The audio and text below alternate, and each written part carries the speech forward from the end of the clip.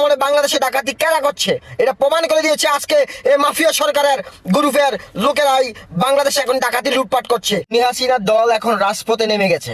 আমি সেনাবাহিনীদেরকে বলবো, ভাই আপনারা এই স্বৈরাচার সরকার যখন বাংলাদেশ থেকে চলে গেছে, উবাইদুল কাদের যখন বাংলাদেশ থেকে চলে গেছে, শামীম ওসমানের মতো শীর্ষ সন্ত্রাস বাংলাদেশ থেকে চলে গেছে, বাংলাদেশের ভিতরে সন্ত্রাস মুক্ত বাংলাদেশ বানাতে হবে। ওরা সসম্মানে পদত্যাগ না করিয়া এই খুনি হাসিনা পলায় গেছে। খুনি হাসিনা কেন বলছি, পিলখানা হত্যা করেছে, শাপলা ছাত্র আলেমদেরকে খুন করা হয়েছে, ছাত্রদের উপরে নির্মমভাবে পুলিশ দিয়ে ছাত্রলীগ দিয়ে গুলি করছে। তো এইগুলো সুষ্ঠু বিচারের জন্য হাসিনাকে যথেষ্ট পরিমাণভাবে বাংলাদেশে আনতে হবে। আর এখন আপনারা সেনাবাহিনীরা দেখছেন এই মুহূর্তে বর্তমানে এই সন্ত্রাসীরা রানডাউন নিয়ে চাপাটি নিয়ে রাজপথে কিভাবে আক্রমণ করছে।